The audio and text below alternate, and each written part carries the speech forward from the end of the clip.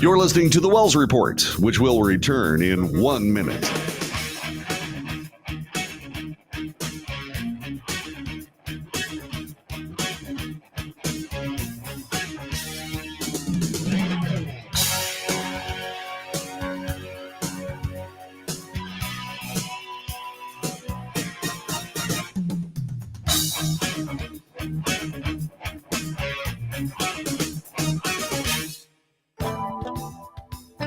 The Wells Report returns in 30 seconds.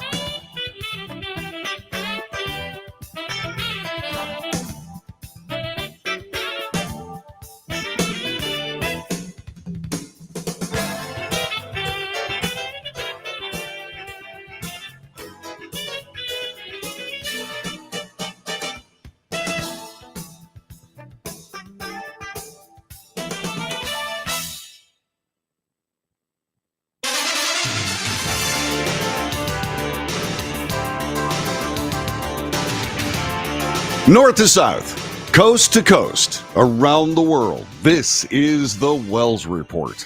Good morning, my name is John David Wells. Our telephone number is 817-379-2172.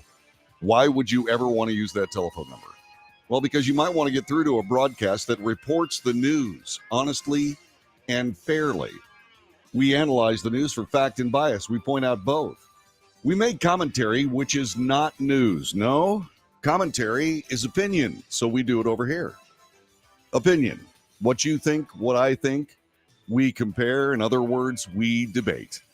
News, analysis, commentary, and debate. This is the Wells Report. Thanks very much for joining us. A big day on Capitol Hill today, as the House of Representatives, specifically the Judiciary Committee, will entertain testimony from Robert Hur, the special counsel looking into the way President Biden handled classified documents, up to and including putting them in his garage next to his Corvette. And Robert Hur, as you may remember, came up with a report that said that he would not charge President Biden based on his mental incapacities.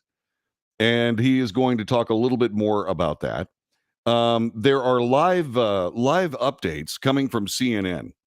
And this from 13 minutes ago. Soon, Special Counsel Robert Hur will testify before the Congress about the Biden classified documents probe. Special Counsel Robert Hur, who investigated President Joe Biden's mishandling of classified documents and delivered a political bombshell with his conclusions about Biden's memory, will testify before the Republican-led House Judiciary Committee at 10 a.m. this morning. In other words, right about now.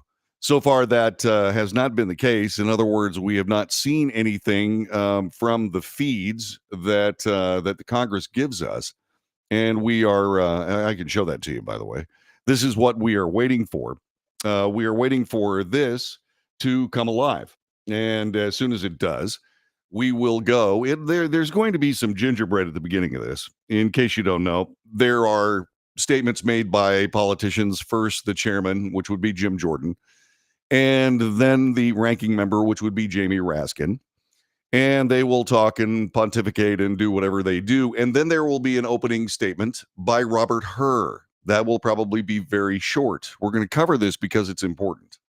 This is important testimony because it strikes right at the very heart of what Americans are concerned about. Some 80% of Americans thinking that Joe Biden does not have the mental agility or stamina, the physical stamina, to be able to be the president of the United States for another term. And so this strikes right at the heart of that, especially when it comes to the intellectual processes of the president of the United States. This was not something that I believe the Justice Department wanted out of that report. As we know, the Justice Department is willing to craft certain policies and certain, shall we say, directions for investigations that conform more with a political initiative than a judicial or law enforcement one. We've seen that with a lot of things also surrounding the Biden family. We saw the DOJ curtail an IRS investigation that was getting too close to too much truth, apparently. Now, we don't exactly know yet because we haven't seen anything yet. There have been a lot of rumors. There have been a lot of loose statements. But I want to see real honest to goodness testimony, evidence. I want to see the real deal here. And we haven't seen that yet. All we've seen is a bunch of people arguing over what might be happening. And it's tiresome. This, on the other hand, this is something that very quite literally could be bombshell testimony today. I hate using that word because it was used every day, 2 or 3 times a day, by the same group of people trying to extol the virtues of leftist or Democrat politics in the United States with regard to the latest evidence regarding the Mar-a-Lago raid or the E. Jean Carroll lawsuit against President Trump and any other thing against President Trump. So that being said, I'll come up with a different word. This could be significant testimony. Okay. Now, as we were just saying that, we have the Judiciary Committee coming to order now. This is Jim Jordan, the chairman from Ohio. Here we go, and they're just jumping right into testimony. Apparently. Oh, this is the Pledge of Allegiance. I pledge allegiance to the flag of the United States of America and to the republic for which it stands, one nation, under God, indivisible, with liberty and justice for all. Good for them. That's an important step. I forgot about that one. I didn't realize they do Pursuant to an agreement with the ranking member Nadler and without objection, Chairman Comer and ranking member Raskin will be permitted to participate in today's hearing for the purposes of making opening statements and asking questions of the witness. They each will receive 3 minutes for an opening statement and 5 minutes to question the witness. The chair now recognizes himself for an opening statement. Robert Hur was appointed special counsel on January 12th, 2023. He had a fundamental question to address. Did Joe Biden unlawfully retain classified information? The answer, yes, he did. Page 1 of Mr. Hur's report, he says this: our investigation uncovered evidence that President Biden willfully retained and disclosed classified materials after his vice presidency when he was a private citizen. He further writes, Mr. Biden willfully retained marked classified documents about Afghanistan and handwritten notes in his notebooks, which he stored in unsecure places in his home. Joe Biden kept classified information, and Joe Biden failed to store classified information properly. Mr. Hur made these determinations after interviewing 147 witnesses. He examined 7 million documents, including emails, text messages, photographs, videos, toll records, and other materials from both classified and unclassified sources. But there's more. Joe Biden not only kept information he wasn't allowed to keep, and he not only failed to secure that information properly, he also shared it with people who weren't allowed to see it. Shared that information with his ghostwriter. And remember, this is information that only individuals with a security clearance are supposed to see. Mr. Hur told us on page 200 of his report that it's the kind of information that, quote, risk serious damage to America's national security. And what did Joe Biden have to say about all this? What was his explanation? On page 94 of Mr. Hur's report, Joe Biden said he took his notebooks with him after his vice presidency because, quote, they're mine. And every president before me has done the same exact thing. Never mind the fact that he had never been president when he took this information. But what comes through is Joe Biden felt he was entitled. You can almost hear it. You can feel the arrogance in this statement. They're mine. But even with all that, Mr. Hur chose not to bring charges because, quote, Mr. Biden would likely present himself to a jury as he did in our interview of him as a sympathetic, well-meaning, elderly man with a poor memory. A forgetful old man who Mr. Hur said did not remember when he was vice president, forgetting on the first day of the interview when his term ended, and forgetting on the second day of the interview when his term as vice president began. Mr. Hur produced a 345-page report, but in the end, it boils down to a few key facts. Joe Biden kept classified information. Joe Biden failed to properly secure classified information. And Joe Biden shared classified information with people he wasn't supposed to.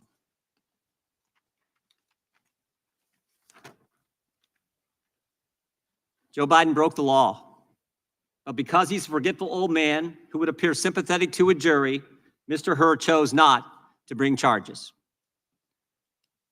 Mr. Hur, we think it's important that you be able to respond to President Biden's response to your report. So we're going to play a short video of President Biden's press conference after your report was released, because there's things in this press conference that the President of the United States says that are directly contradicted by what you found in your report. So if we could play that video. Hey, everybody. Good evening. Let me say a few things before I take your questions. As you know, the special counsel released his findings today about their look into my handling of classified documents. President Biden, something the special counsel said in his report is that one of the reasons you were not charged is because, in his description, you are a well-meaning elderly man with a poor memory. I'm well-meaning, and I'm an elderly man, and I know what the hell I'm doing. I've been president. I put this country back on its feet. I don't need his recommendation. It's How totally bad is your memory, and can you continue as president? My memory is so bad, I let you speak. That's Do you feel your memory has gotten worse, No, Mr. look, President? My memory is not good. My memory is fine. My memory, take a look at what I've done since I become president. None of you thought I could pass any of the things I got passed. How'd that happen? You know, I guess I just forgot what was going on. Mr. President. If voters have concerns about your age, how are you going to assuage them? And do you fear that this report is only going to fuel further concerns about your age? Only by some of you.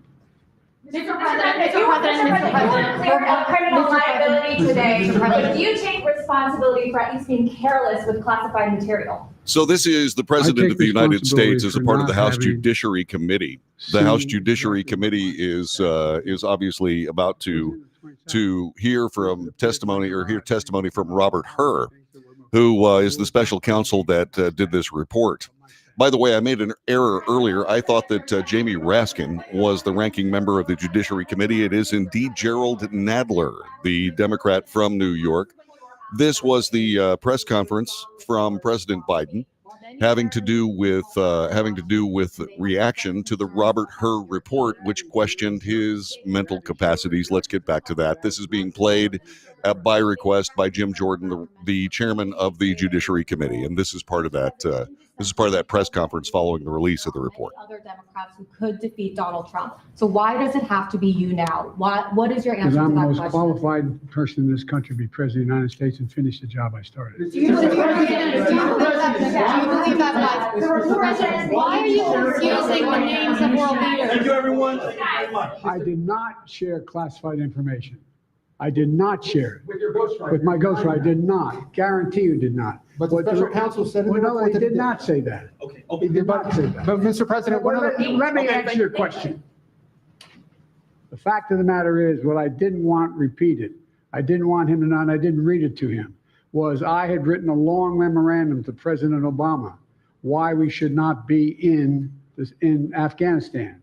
And I was of this multiple pages.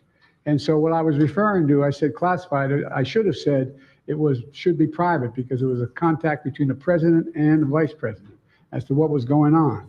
That's what it is referring to. It was not classified information in that document.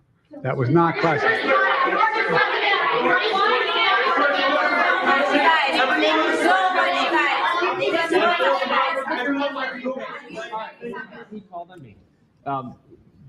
When you look back at this incident, is there anything you would do differently now? And do you think that a special prosecutor should have been appointed in the first place in both of these cases? First of all, what I would have done is oversee the transfer of the material that was in my office, in my offices. I should have done that. If I go back, I didn't have the responsibility to that. That was my staff was supposed to do that, and they referenced that in the report. You are listening to the Wells Report. My name is John David Wells. This is the opening salvo, if you will, from the House Judiciary Committee Chairman Jim Jordan, as the Robert Hur report is unequivocal in that President Biden mishandled classified documents and then was not charged based on his mental faculties. We're going to get back to this as we continue here on the Wells Report. Our telephone number 817-379-2172.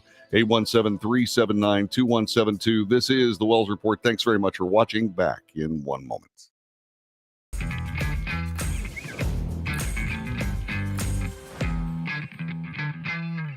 Greece is cheap. But the airfare costs a fortune. Paris? Not much closer, and again, airfare... What about Puerto Vallarta? Let's face it, flying anywhere is just too expensive. Wait, what's this? Low-cost airlines. With one call to low-cost airlines, you'll drastically slash your travel costs. We're talking insanely low airline prices to any of your favorite destinations. Where would you like to go? London, Rome, Costa Rica, Australia? Wow, that's cheap. So why wait? Call now to learn how crazy cheap it is to fly anywhere in the U.S. or international. Our prices are so low, we can't publish them. The only way to get them is to call to instantly hear the most amazing best deals on airline travel. It's that easy. So call now and start packing.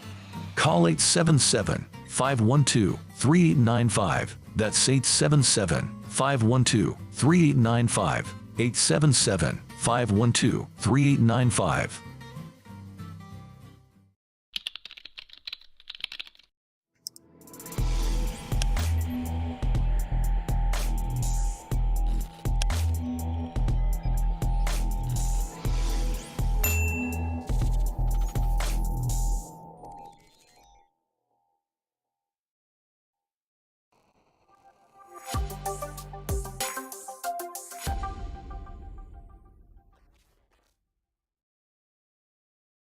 If you're living with diabetes and using insulin, you know the pain of pricking your fingers over and over again. By wearing a small device called a continuous glucose monitor, or CGM, you can reduce the pain of pricking your fingers right away. If you use insulin daily, you might be eligible to get your own continuous glucose monitor. So call the US Med Diabetic Health Hotline today and learn about the latest CGM technology. Not only can a CGM immediately reduce pain, it's accurate, easy to use, and helps you make better diabetes treatment decisions. And if you have Medicare or private insurance, you can see if you qualify for a CGM at little or no out-of-pocket cost. We'll also provide free shipping of your new CGM, and we'll bill your insurance company for you. If you use insulin daily, you might be eligible to get your own continuous glucose monitor. So call the US Med Diabetic Health Hotline to see if you qualify for a CGM at little to no out-of-pocket cost.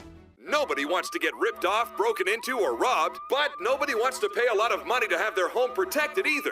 I've got an offer to tell you about to provide home security for your home for less than $1 a day. For real, with no installation or equipment charges. And this is from a company rated #1 by a leading consumer research company. According to the facts, most of you won't even call unless there's a burglary in your neighborhood or something bad happened. So let's give you a reason. Save money. For less than $1 a day with no other costs, you can get your home secured. Plus, get a lifetime equipment replacement warranty. You need protection for your home. Call the Home Security Hotline right now. Get your home secured for less than $1 a day, and every caller today immediately qualifies for free installation. Call now.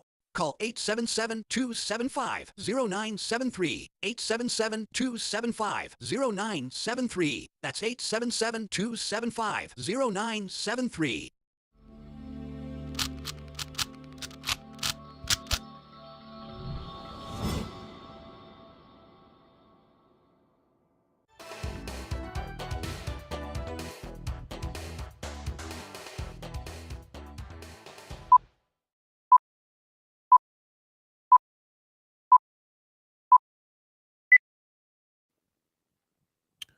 And good morning. Welcome to the Wells Report. My name is John David Wells. Our telephone number 817-379-2172. We are watching proceedings at the U.S. House of Representatives Judiciary Committee.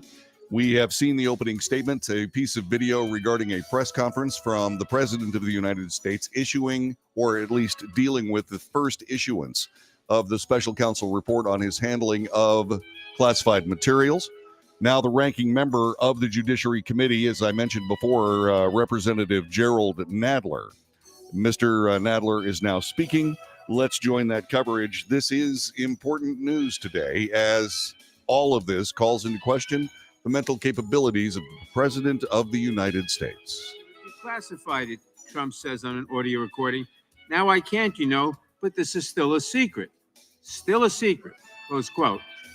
So much for the declassification theory. We know from the indictment that Trump is alleged to have shared these classified documents with many other visitors to Mar-a-Lago.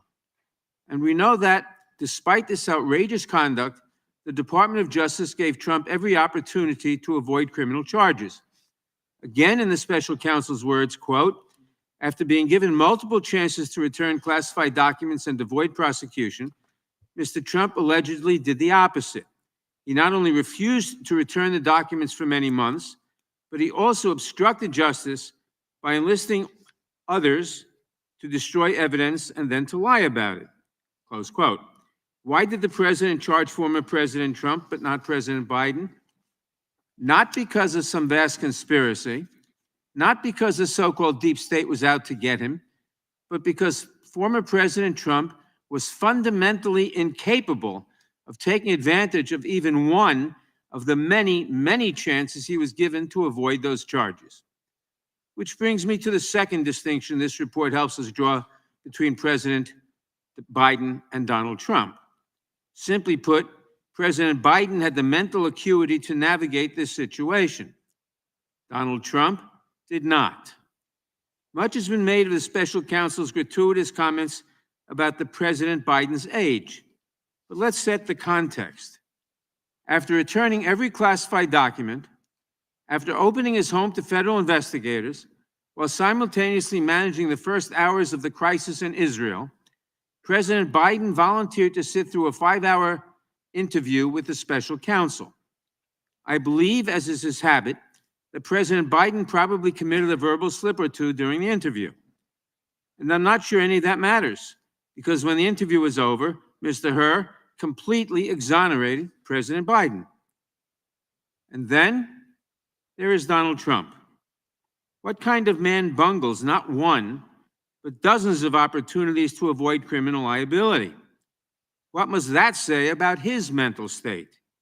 Here, too, the record speaks for itself. One of the great memories of all time, James Webb. I don't remember the names.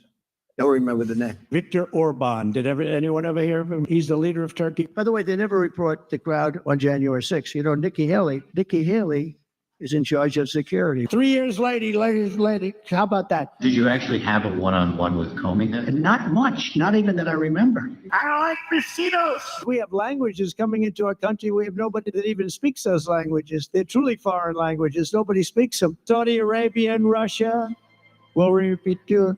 Oh, I have a really good memory. Your next wife was a woman by the name of Marla Maples. That's right. Do you recall what years you were married to Ms. Maples? It's called like Up Here, and it's called Memory, and it's called. This is the Wells Report. My name is John David Wells. This is a tit for tat from the Judiciary Committee as the chairman played a video of President Biden with some mental instabilities. And now Jerry Nadler, the ranking member, is doing the same thing. And so the Democrats are trying to make this about President Trump, and the Republicans are trying to make it about President Biden. And we are covering this story insofar as we believe that it's important. Our telephone number, 817-379-2172, 817-379-2172. The special counsel report and testimony before the House Judiciary Committee. We are covering that this morning here on the Wells Report. We'll be back with more coming up in just a moment.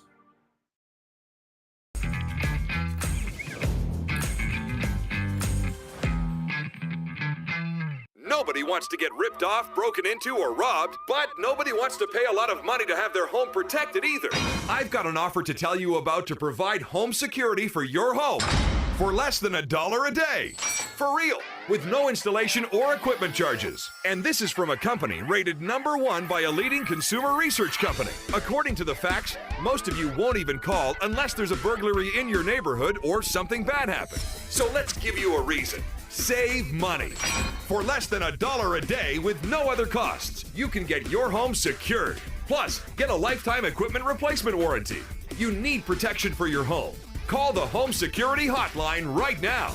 Get your home secured for less than $1 a day, and every caller today immediately qualifies for free installation. Call now. Call 877-275-0973. 877-275-0973. That's 877-275-0973.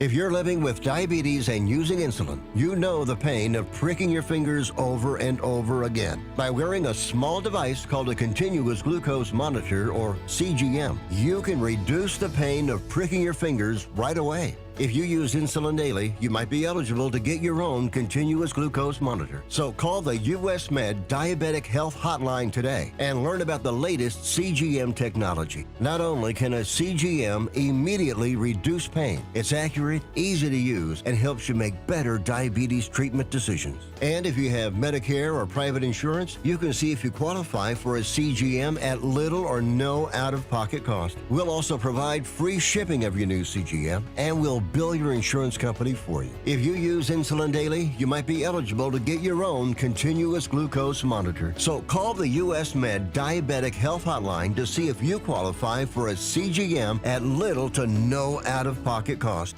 How would you like to get high-speed internet for your home for less than $2 a day? That's right, for about $50 a month, you'll get lightning fast internet. Are you paying less than $50 a month right now for your internet? Then call Whole Home Connect right now for blazing fast internet at $50 a month with no price increases, no hidden fees, no contracts, no equipment fees. It's a great deal. And guess what? You can try it for 15 days. If you don't like it, you get your money back, but you're gonna love it, and you're gonna love the price. Internet for your home for $50 a month. That's less than $2 a day. Plus, no contracts, no equipment fees, and our 15-day guarantee. Call now. Call 866-245-6155. That's 866-245-6155. Again, 866-245-6155. 866-245-6155.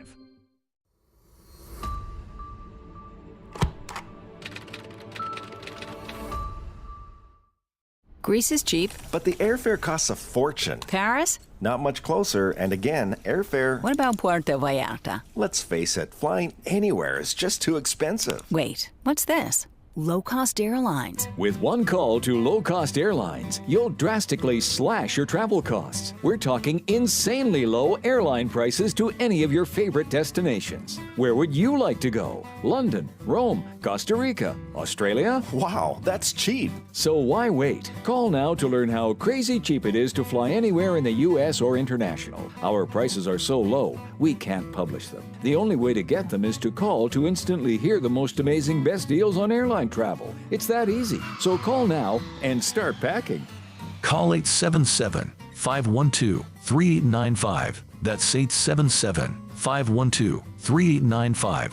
877-512-3895.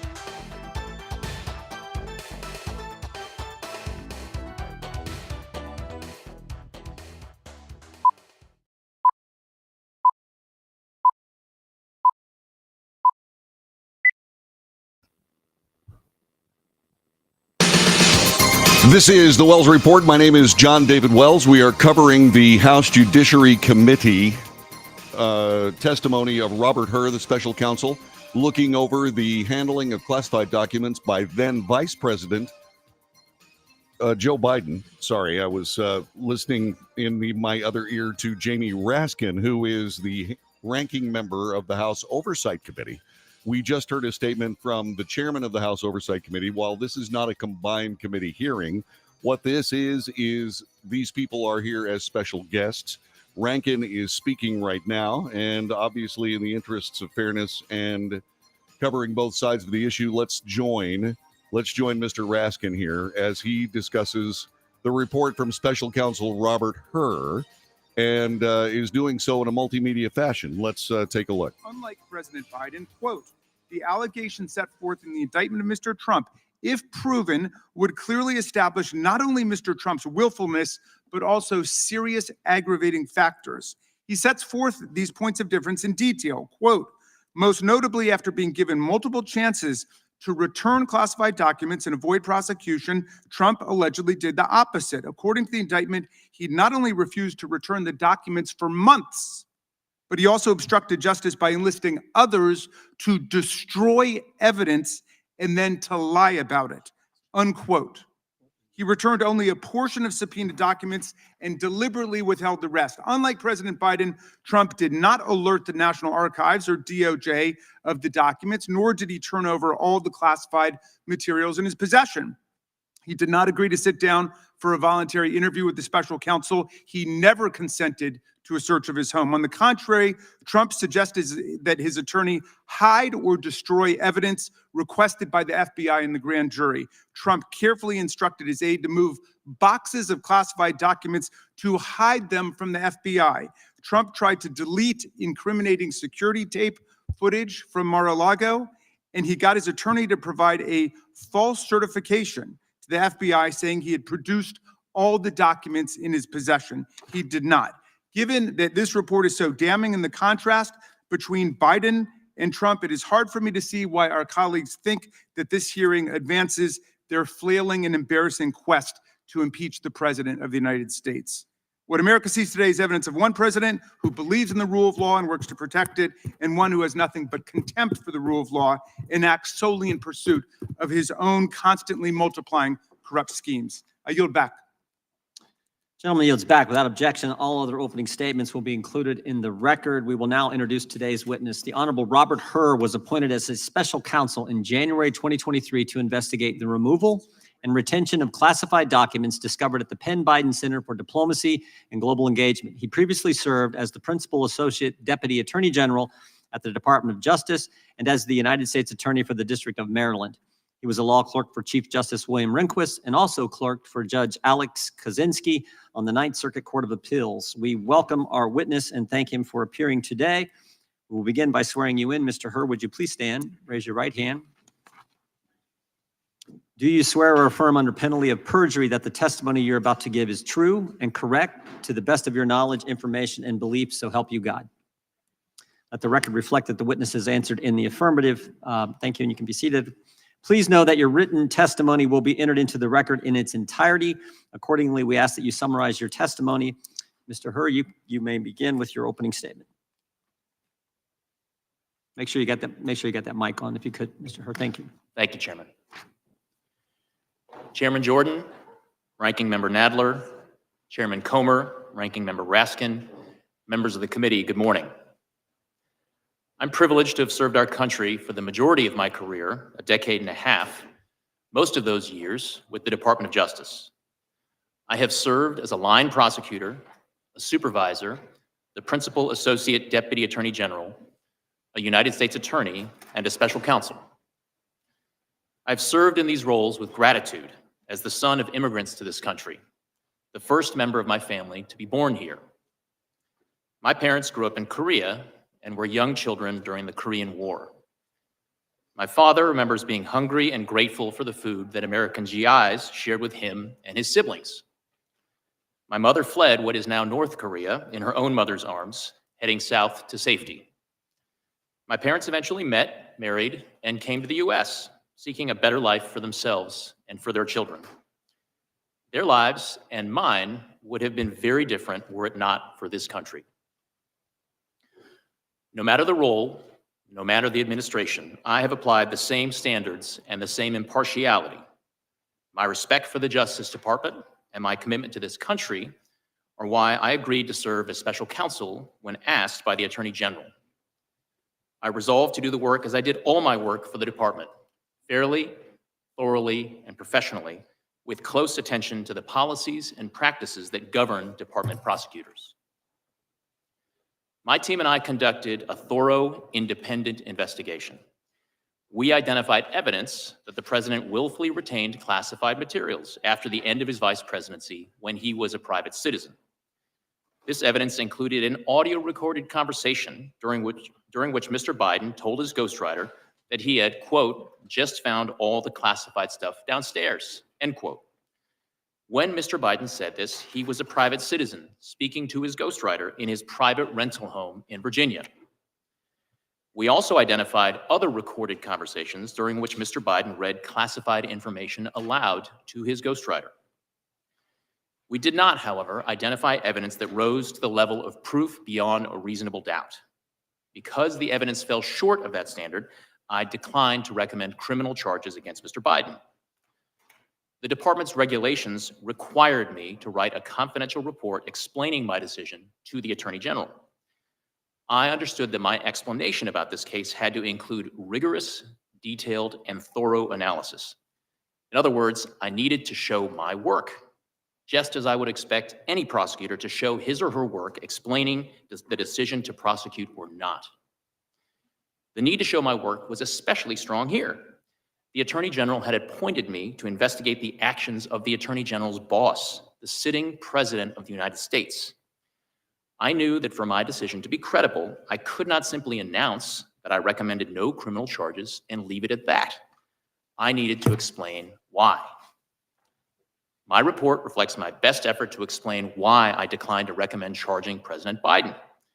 I analyzed the evidence as prosecutors routinely do, by assessing its strengths and weaknesses, including by anticipating the ways in which the president's defense lawyers might poke holes in the government's case, if there were a trial, and seek to persuade jurors that the government could not prove his guilt beyond a reasonable doubt. There has been a lot of attention paid to language in the report about the president's memory, so let me say a few words about that. My task was to determine whether the president retained or disclosed national defense information willfully. That means knowingly and with the intent to do something the law forbids. I could not make that determination without assessing the president's state of mind. For that reason, I had to consider the president's memory and overall mental state and how a jury likely would perceive his memory and mental state in a criminal trial. These are the types of issues that prosecutors analyze every day. And because these issues were important to my ultimate decision, I had to include a discussion of them in my report to the Attorney General. The evidence and the president himself put his memory squarely at issue. We interviewed the president and asked him about his recorded statement, quote, I just found all the classified stuff downstairs, end quote. He told us that he didn't remember saying that to his ghostwriter. He also said he didn't remember finding any classified material in his home after his vice presidency. And he didn't remember anything about how classified documents about Afghanistan made their way into his garage. My assessment in the report about the relevance of the president's memory was necessary and accurate and fair. Most importantly, what I wrote is what I believe the evidence shows and what I expect jurors would perceive and believe. I did not sanitize my explanation, nor did I disparage the president unfairly. I explained to the Attorney General my decision and the reasons for it. That's what I was required to do. I took the same approach when I compared the evidence regarding President Biden to the department's allegations against former President Trump. There too, I called it like I saw it. As a prosecutor, I had to consider relevant precedents and to explain why different facts justify different outcomes. That is what I did in my report. I'm confident the analysis set forth in chapters 11, 12, and 13 of my report provides a thorough evaluation and explanation of the evidence, and I encourage everyone to read it to inform their opinions of the report. Prosecutors rarely write public reports or testify about their investigations. That is the Justice Department's long-standing policy, and it protects important interests. My team and I prepared the report to the Attorney General with care, and the report stands as the primary source of information. My responses today will be limited to clarifying information for the committee. I will refrain from speculating or commenting on areas outside the scope of the investigation, nor will I discuss what investigative steps we did or did not take beyond what's in the report. In conclusion, I want to express my heartfelt thanks to the attorneys, agents, analysts, and professional staff who helped us do our work fairly, thoroughly, and independently. I am grateful and privileged to have served with them. I single out for particular thanks Deputy Special Counsel Mark Crickbaum, a former United States attorney himself, who brought great wisdom, skill, and judgment to our task. Thank you. I welcome your questions. That's Robert Hur. Thank you, Mr. Hur. The A chair now very recognizes the gentleman from even-handed North Dakota. summarization of his report. How could that possibly happen? How could anyone be that irresponsible? And I thought, what data was in there that could compromise sources, methods, and it's just totally irresponsible? As President Biden's statement about Donald Trump and the classified documents. Mr. Hur, classified documents were found at the Penn Biden Center? That's correct. They were found in President Biden's garage? In Wilmington, Delaware, yes. And in his basement den? Also in the same home, yes. In and his main floor office? Correct. And his third floor den? Correct. At the University of Delaware? Correct. And at the Biden Institute? Correct. And the elements of the crime for this, I mean, we get into all of this, but the elements of the crime are pretty simple, right? President Biden had unauthorized possession of a document, writing, or note. That's correct. Correct. This is Kelly Michael Armstrong. He is a representative from the state of North Dakota. He's a Republican. Part here in a second, retained the document, writing, or note, and failed to deliver it to an employee or officer entitled to receive it. Correct. There is a willfulness intent element, as you say. But those are the elements of the crime. Including the intent element, yes. And there are at least two different quotes, right, where he told his ghostwriter, and this is in your report, in a matter of fact, and this is February 16, 2017, that he had just found all this classified stuff downstairs. He did make that statement that was captured on an audio recording. And on April 10th, 2017, Biden read aloud a classified passage related to a 2015 meeting in the Situation Room. That is in the report, yes. And these are national security documents. Afghanistan, I mean, has been mentioned, a whole bunch of those things, right? Correct. And at one point in time, his personal attorneys and the DOJ attorneys argued about notes, taking all of the different things and compared it to Reagan.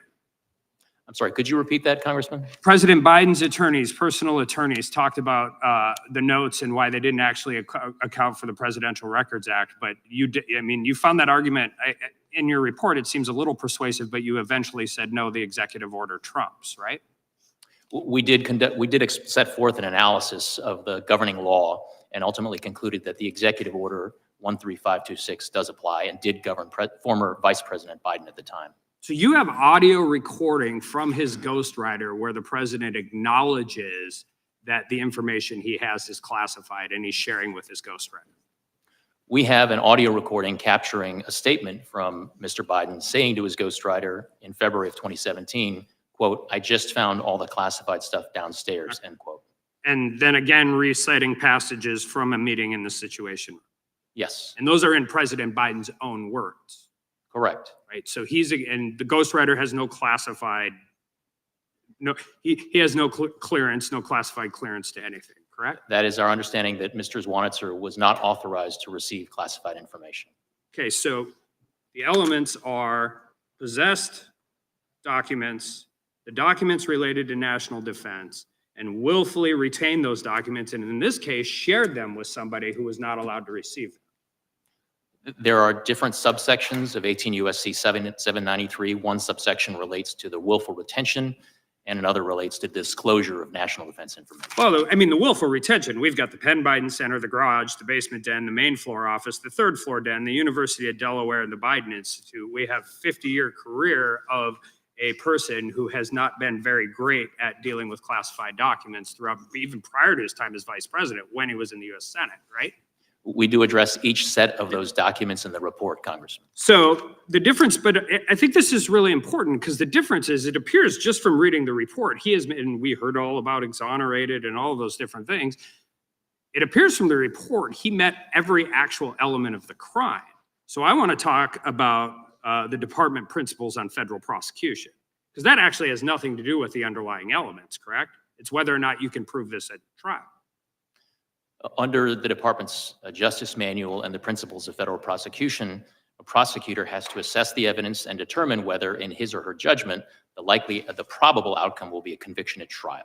So whether or not you meet the elements of the crime, which I think it's clear that he does, the second part of this is this, and that's where it gets into the sympathetic, well-meaning elderly man with a poor memory. You could have just said, we don't prosecute sitting presidents, but you did not. And you enter this, but that doesn't have anything to do with the actual elements of the crime. That has to do with getting a conviction at trial, correct? Well, Congressman, part and parcel of a prosecutor's judgment as to whether or not a conviction is the probable outcome of trial is assessing how the evidence identified during the investigation lines up with the elements and what proof can be offered to a jury during a trial. Sure, but his well-meaning elderly old man has nothing to do with the underlying elements of the crime. Well, it certainly has It's a something. presentation to the jury. It certainly has something. Gentleman can respond. It certainly has something to do with the way that a jury is going to perceive and receive and consider and make conclusions based on evidence at trial, Congressman. Time the gentleman has expired. The chair now recognizes the ranking member of the Judiciary Committee, Mr. Nadler. Thank you. Thank you, Mr. Chairman. Mr. Hur, in your written testimony, you say that you found some evidence that the president might have willfully retained classified materials at the end of his vice presidency, correct? Correct.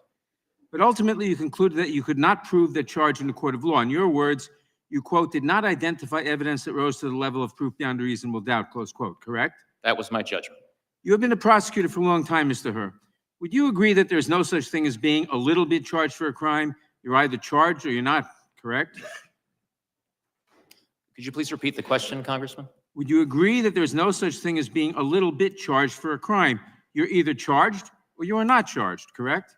Yes, it is binary. Either one is not Thank you. charged or charged. So just to be clear, because so many people have taken your words out of context, your ultimate conclusion was that President Biden could not be charged with a crime because even after your thorough investigation, you could not find sufficient evidence to charge him, correct? My conclusion was that based on my evaluation of the evidence as a Don't prosecutor. feel about it, correct? I'm sorry, Congressman, I didn't hear your last question.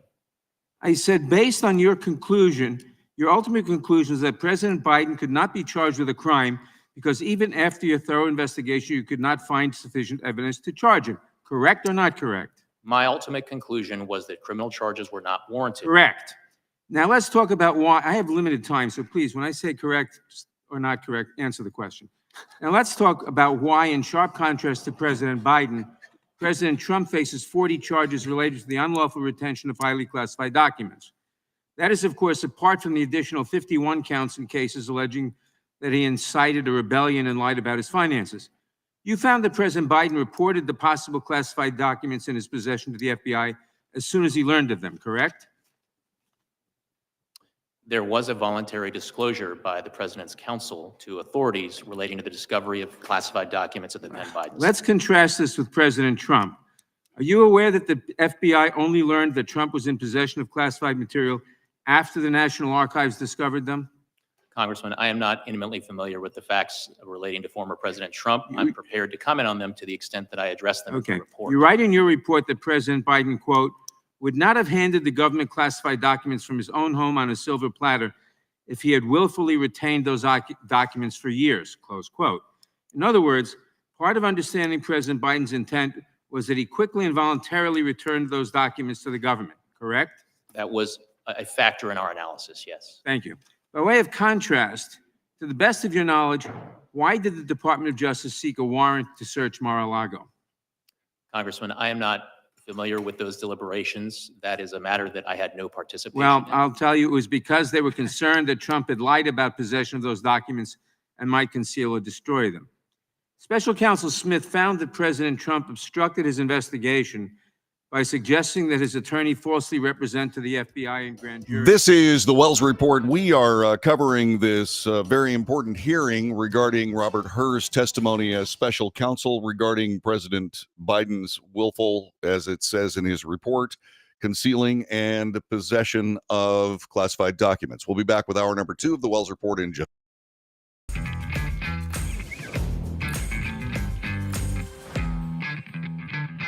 How would you like to get high-speed internet for your home for less than $2 a day? That's right, for about $50 a month, you'll get lightning fast internet. Are you paying less than $50 a month right now for your internet? Then call Whole Home Connect right now for blazing fast internet at $50 a month with no price increases, no hidden fees, no contracts, no equipment fees. It's a great deal. And guess what? You can try it for 15 days. If you don't like it, you get your money back. But you're gonna love it, and you're gonna love the price. Internet for your home for $50 a month. That's less than $2 a day. Plus, no contracts, no equipment fees, and our 15-day guarantee. Call now. Call 866-245-6155. That's 866-245-6155. Again, 866-245-6155. 866-245-6155.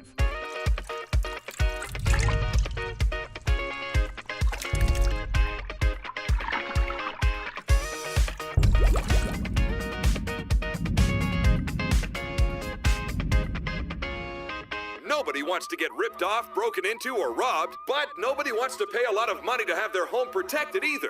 I've got an offer to tell you about to provide home security for your home for less than $1 a day. For real, with no installation or equipment charges. And this is from a company rated #1 by a leading consumer research company. According to the facts, most of you won't even call unless there's a burglary in your neighborhood or something bad happened. So let's give you a reason. Save money. For less than $1 a day with no other costs, you can get your home secured. Plus, get a lifetime equipment replacement warranty. You need protection for your home. Call the Home Security Hotline right now. Get your home secured for less than $1 a day, and every caller today immediately qualifies for free installation. Call now. Call 877-275-0973. 877-275-0973. That's 877-275-0973.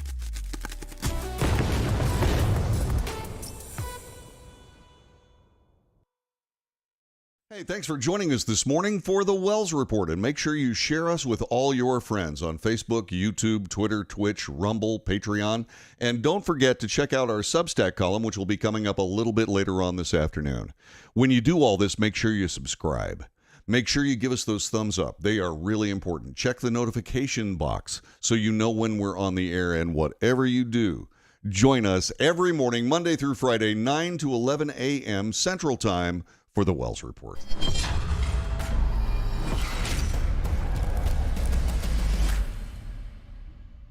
Greece is cheap. But the airfare costs a fortune. Paris? Not much closer, and again, airfare... What about Puerto Vallarta? Let's face it, flying anywhere is just too expensive. Wait, what's this? Low-cost airlines. With one call to low-cost airlines, you'll drastically slash your travel costs. We're talking insanely low airline prices to any of your favorite destinations. Where would you like to go? London, Rome, Costa Rica, Australia? Wow, that's cheap. So why wait? Call now to learn how crazy cheap it is to fly anywhere in the U.S. or international. Our prices are so low, we can't publish them. The only way to get them is to call to instantly hear the most amazing best deals on airline travel. It's that easy. So call now and start packing. Call 877-512-3895. That's 877-512-3895. 877-512-3895.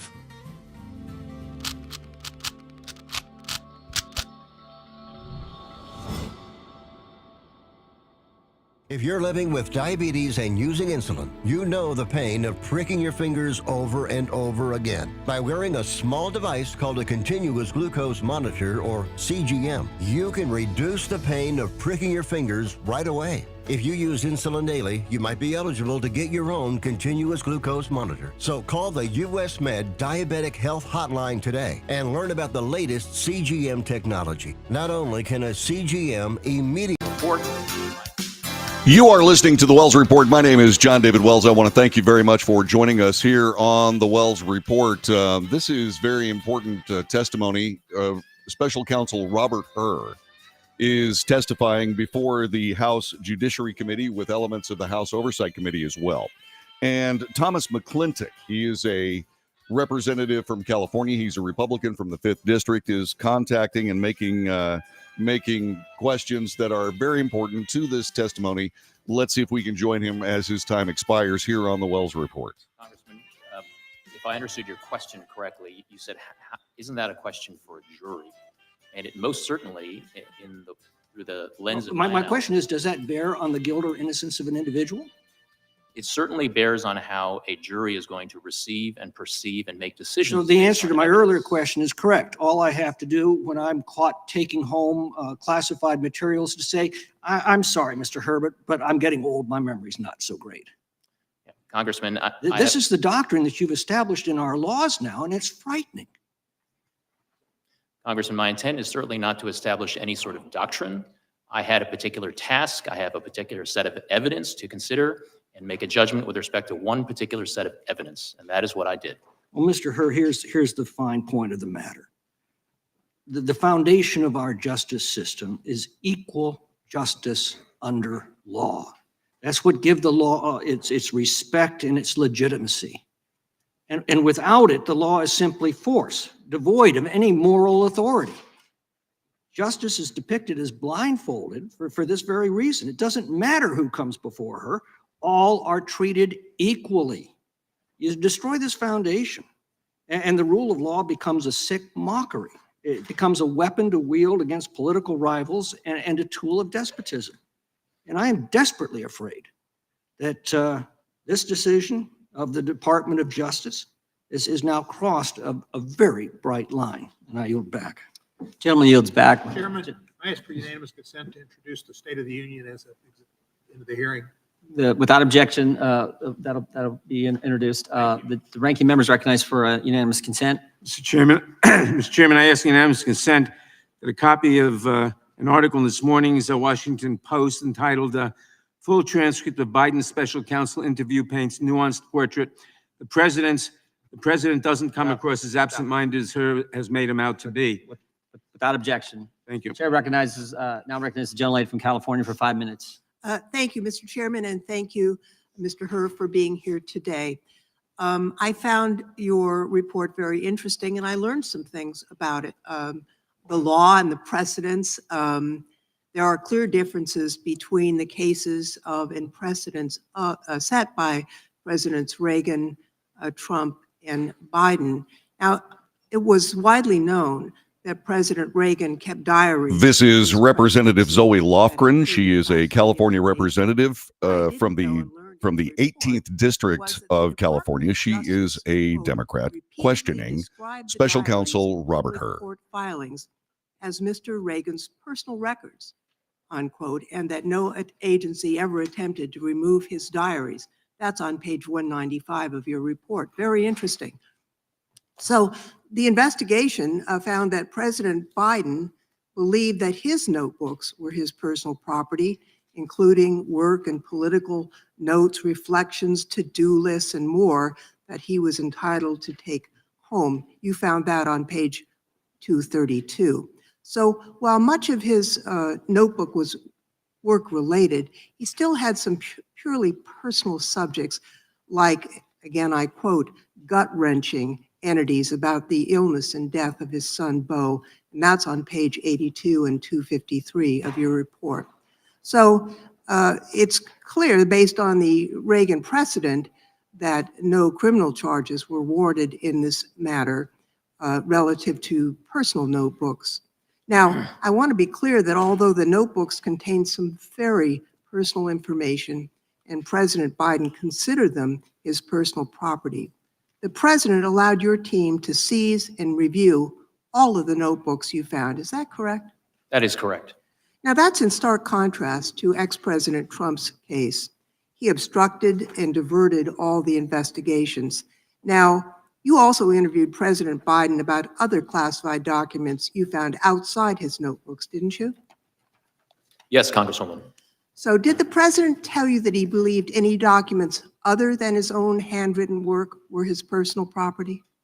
Yes or no? We did not hear that from the president during his interview. So again, it's very different from ex-President Trump. Ex-President Trump said all of the documents marked classified were his personal property. President Biden did not consider documents that were produced by other entities with classification markings as his personal records. Now, I think, since the majority has tried to assert that there is a disparity based on politics in the differences in the prosecution, it's worth quoting page 11 of the report, which says, and I quote, "Several material distinctions between Mr. Trump's case and Mr. Biden's case are clear. Most notably, after being given multiple chances to return classified documents and avoid prosecution, Mr. Trump allegedly did the opposite. According to the indictment, he not only refused to return the documents for many months, but he also obstructed justice by enlisting others to destroy evidence and then to lie about it." That's on page 11. Quote, "In contrast, Mr. Biden turned in classified documents to the National Archives and the Department of Justice, consented to the search of multiple locations, including his homes, sat for a voluntary interview, and in other ways cooperated with the investigation." It's clear that these cases are not the same. And frankly, I was surprised to learn that some of the classified documents were actually personal diaries that many executive officials have taken home with them because it was in their own handwriting. It was what they produced. And based on the Department of Justice public statements during the Reagan administration, it is understandable that North to south, coast to coast, around the world, this is the Wells Report. Good morning. My name is John David Wells. What do we do on this broadcast? We report the news honestly and fairly. We analyze the news for fact and bias. We point out both. We make commentary. Commentary is not news. Commentary is opinion, yours and mine. We differentiate between news and opinion on this broadcast. And we also have a safety valve, a check and balance, if you will. We debate everything that requires it on this broadcast. In other words, you disagree with me, call me on the telephone, 817-379-2172. Tell me what you disagree with. We'll look it up right here, and we will make absolutely abundantly sure that we leave this broadcast with more truth than we started with. This is the Wells Report. I want to thank KP, by the way. KP has joined us. She says she's a big fan of the streams, and she really appreciates it. By the way, we're also back on YouTube. I want to make a quick little statement. The chairman of the Judiciary Committee, Jim Jordan, is speaking, so there's not a lot of testimony going on between Robert Hur and indeed the committee. So let me say this real fast. As I said before, YouTube banned this broadcast for a week. Unlike other times, this broadcast has been censored by YouTube, but that's not the case this time. I spent a week sitting on the sideline of YouTube because I played a copywritten report from 60 Minutes. That was very important. It was a very well done broadcast. It was from 60 Minutes, and I played the thing because it had a lot of information that had strictly to do with our life in Texas. This is a border state, and what I considered to be a very important report was issued by 60 Minutes. And indeed, I played that on this broadcast. It is copywritten material. It violated the community standards for copywritten material. And indeed, YouTube banned me for a week. So I wanted to make sure that you understood that this was not anything that was unfair on the part of YouTube. I violated community standards. So I'll seek to do that, to not do that in the future. But I knew that there was going to possibly be an issue because I follow the rules. But I figured that the report was more important than perhaps sitting out a week. I was incorrect, and I'll be more careful in the future. So Representative Jim Jordan, he is the ranking member of the Judiciary Committee, is talking with Special Counsel Robert Hur. This is a very important part of today's news. And let's get back to this committee and this hearing going on right now. Reasons to break the rules, took classified information and shared it with the guy who was writing the book. That's why he did. He knew the rules, but he broke them for $8 million in a book advance. But you know what? It wasn't just the money. Joe Biden, here's this page 231, very next page. Joe Biden, in your report, Joe Biden viewed his notebooks as an irreplaceable, contemporaneous record of the most important moments of his vice presidency. He'd written this all down for the book, for the $8 million. And the next thing you say in your report is, quote, such a record would buttress his legacy as a world leader. You know what this is? It wasn't just the money. It wasn't just $8 million. It was also his ego. Pride and money is why he knowingly violated the rules. The oldest motives in the book, pride and money. You agree with that, Mr. Herr? You wrote it in your report. That language, and it does appear in the report, and we did identify evidence supporting those assessments. You also had another interesting statement in your report. You said Joe Biden, I want to make sure I get this right, viewed himself as a man of presidential timber. Remember that statement, Mr. Herr? I believe that does appear in the report, at least in the executive summary. I think this is interesting because here's the scary part. Page 200. I said this earlier in my opening statement. Page 200. Joe Biden, this is a quote, Joe Biden risked serious damage to America's national security when he shared information with his ghostwriter. Shared it with his ghostwriter, the guy who was helping Joe Biden get $8 million. And oh, by the way, Mr. Herr, what did that ghostwriter do with the information Joe Biden shared with him on his laptop? What did he do after you were named special counsel? Chairman, if you're referring to the audio recordings that Mr. Zwanitzer created of his conversations with Exactly Mr. Biden, what I'm referring to. He slid, if I remember correctly, he slid those files into his recycle bin on his computer. Tried to destroy the evidence, didn't he? Correct. The very guy who was helping Joe Biden get the $8 million, Joe Biden had used the motive for Joe Biden to disclose classified information, to retain classified information, which he definitely knew was against the law. When you get named special counsel, what's that guy do? He destroys the evidence. That's the key takeaway in my mind. That's the key takeaway. I yield back. Is it Mr. Raskin? Gentleman from Maryland for 5 minutes. Thank you, Mr. Chairman. Mr. Herr, your report starts with the line, we conclude that no criminal charges are warranted in this matter. Have you had any reason to change your opinion about that? No, ranking member. You highlight the independence and support. This is the ranking member of the House Oversight Committee, Democrat Jamie Raskin. I have not. The report describes President Biden's cooperation in your requests. He allowed his homes to be searched. He answered questions for hours in the midst of a global crisis. Have you had any reason to change your mind about that? No, ranking member. All right. You also repeatedly contrast Biden's cooperation with the conduct of Donald Trump. You say, quote, most notably after being given multiple chances to return classified documents and avoid prosecution, Mr. Trump allegedly did the opposite. According to the indictment, he not only refused to return the documents for many months, but he also obstructed justice by enlisting others to destroy evidence and then to lie about it. Have you any reason to change your judgment about the differences between President Biden's cooperation and the former president's non-cooperation? No, I continue to stand by those words in my report.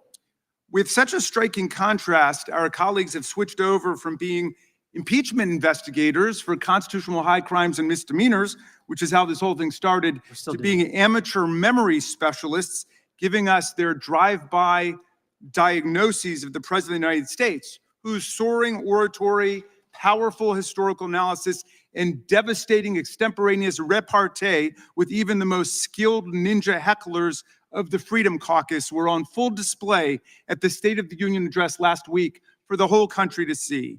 The desperate quest to invent an issue is a distraction from the 91 federal and state federal charges that Donald Trump faces now, his staggering civil court losses in New York now totaling more than $500 million, and his full-blown embrace and romance with authoritarian dictators and communist tyrants all over the world. This is the Wells Report. That is ranking member Jamie Raskin. This is about Vice President Joe Biden's retention of classified documents. This when he was vice president. What's being conflated here?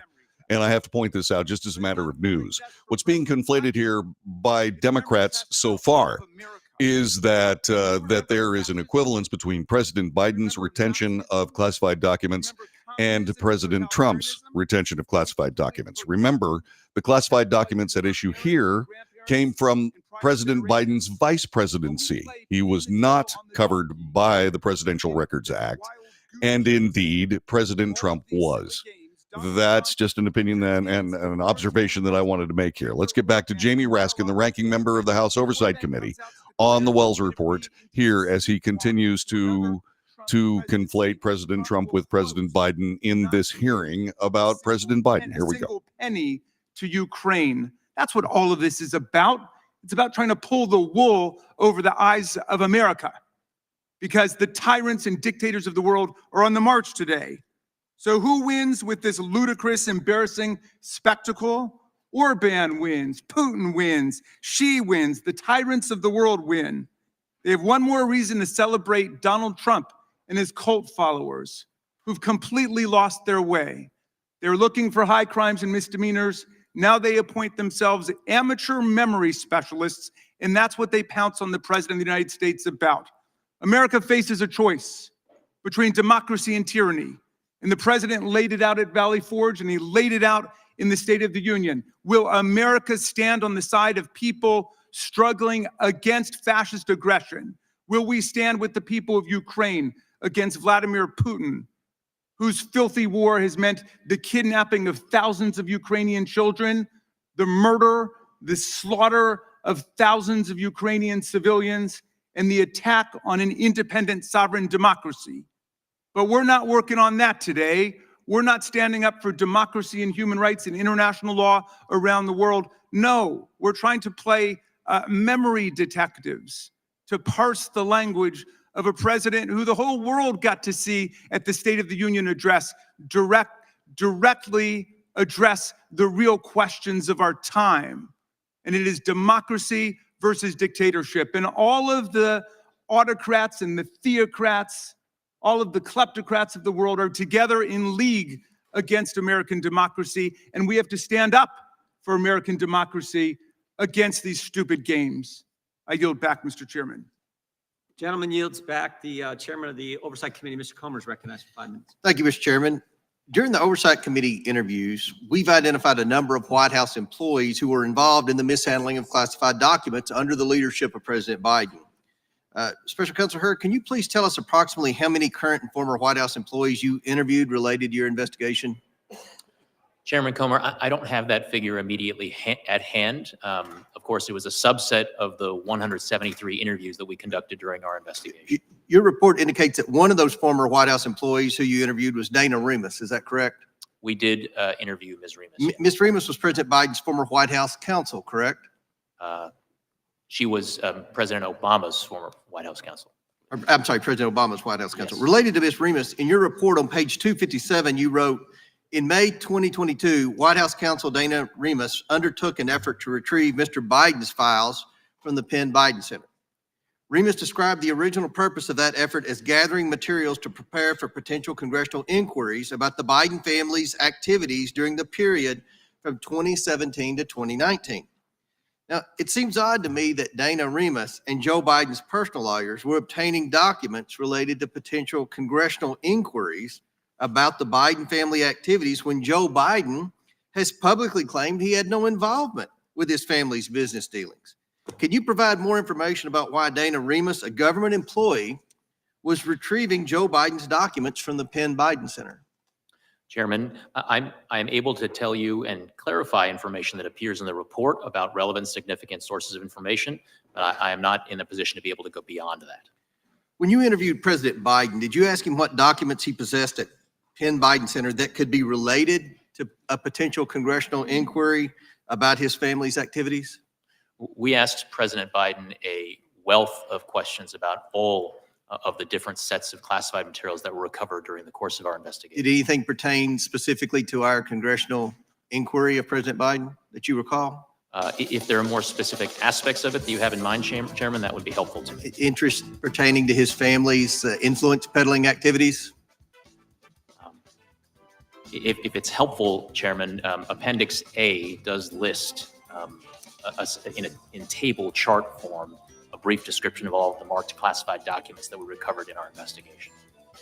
You are listening to the Wells Report as we cover the special counsel Robert Hur, who looked into the possession of classified documents of then Vice President Joe Biden. And we will continue that coming up in just a couple of moments. What I'm seeing from Robert Hur is a very good, professional, indeed polished presentation of fact in his report. He's being even-handed, even in the face of goading by both sides. This is a very good hearing. Robert Hur, the special counsel, looking into the classified document keepage or the possession by President Biden when he was vice president. Back with more in just a moment.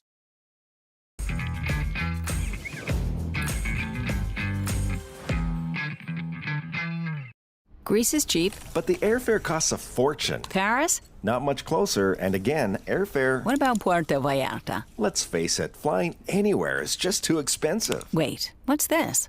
Low-cost airlines. With one call to low-cost airlines, you'll drastically slash your travel costs. We're talking insanely low airline prices to any of your favorite destinations. Where would you like to go? London, Rome, Costa Rica, Australia? Wow, that's cheap. So why wait? Call now to learn how crazy cheap it is to fly anywhere in the U.S. or international. Our prices are so low, we can't publish them. The only way to get them is to call to instantly hear the most amazing best deals on airline travel. It's that easy. So call now and start packing. Call 877-512-3895. That's 877-512-3895. 877-512-3895.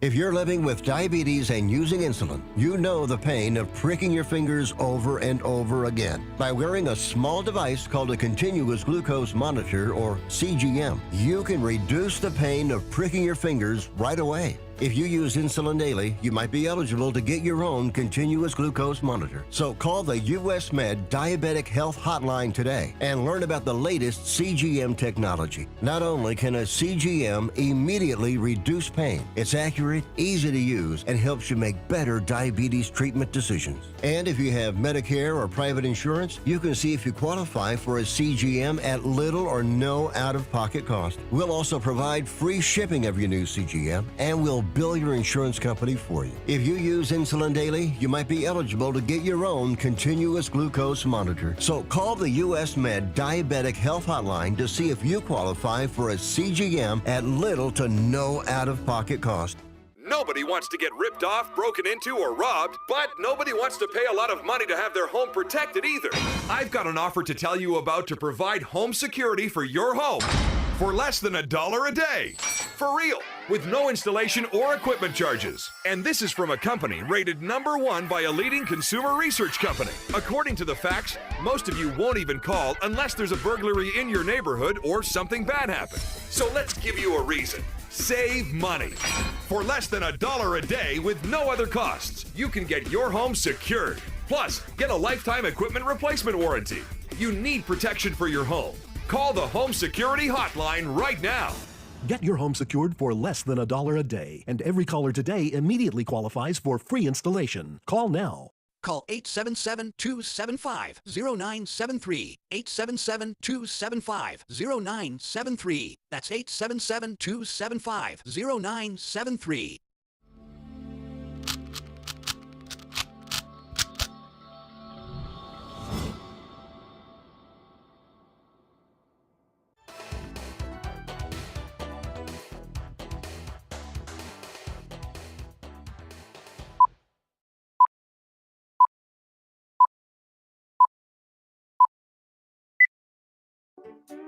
This is the Wells Report. My name is John David Wells. We've been watching what is considered to be riveting testimony from Robert Hur, the special counsel looking into the classified document potential and retention of Vice President Joe Biden, now the sitting president of the United States. We've been watching the give and take from various parties. The representatives represented. Now, currently questioning Robert Hur is Sheila Jackson Lee. She is the Democrat representative from the Texas 18th Congressional District. Provided handwritten answers to additional questions, correct? Congresswoman, I don't recall the president being in and out during our interview to handle the internet. Let me go on. And President Biden allowed investigators to search his private houses. Is that correct? He did consent to the search of his residence. And your investigation collected 7 million documents for review in your investigation. Is that correct? Correct. And this included emails, text messages, photographs, videos, toll records, and other materials from both classified and unclassified sources. Correct. And you referred or reviewed President Biden's handwritten notes as well, correct? Correct. And you coordinated with the multiple government agencies to organize and complete your investigation, correct? We consulted with numerous agencies to conduct And that included- classification reviews of evidence that was seized during the investigation. Right. And that included working with national security experts in the intelligence community to carefully analyze each classified document that was obtained. With respect to marked classified documents, that's correct. We submitted excerpts from the former vice president's notebooks for classification review. And if agencies reviewed classified material and gave it different levels of classification, you classified it as a higher level for the purposes of your investigation to be thorough, correct? That is reflected in appendices A Thank and you. B. The FBI requested classification review from each identified agency accordingly for documents where multiple agencies had equities. The special counsel's office used the highest level of classification identified by an agency as the current classification of the document. Let me go on. Attorney General Garland appointed you as special counsel over the matter on January 12, 2023, correct? Correct. He authorized you to investigate Mr. Biden's possession of the classified documents, including possible unauthorized removal and retention of classified documents or other records. Correct. As, at the Penn Biden Center, President Biden's home, Delaware, as well as any matters that arose from the initial investigation or may arise directly from the special counsel investigation. Is that correct? I believe that accurately reflects the language of the appointment order. So you operated an independent investigation for about a year, which you just stated that you had adequate resources to complete, in which you conducted 173 interviews, included with President Biden himself. You reviewed 7 million documents, including President Biden's personal records, and searched his home thoroughly. And in this thorough, lengthy investigation, you did not uncover enough evidence to recommend prosecution against the president. Is that correct? That's my judgment. And if you had found enough evidence to warrant prosecution, did you feel free, unrestrained by the Attorney General appointed by President Biden to make such a recommendation to the Attorney General? I was aware of the Office of Legal Counsel policy right now, prohibiting sitting presidents from being charged with federal crimes. But apart from that, what I can tell you, Congresswoman, is that the investigative steps that we took were my own, the judgment was my own, and the words in the report are my own. And you would have done so. Regular order, Mr. The time Chairman. of the gentlelady has expired. This is the Wells Report. My name is John David Wells. Our telephone number is 817-379-2172. I want to thank you very much for being with us as we bring this. That was actually good questioning by Sheila Jackson Lee. A little bit less partisan than, say, for example, the ranking member of the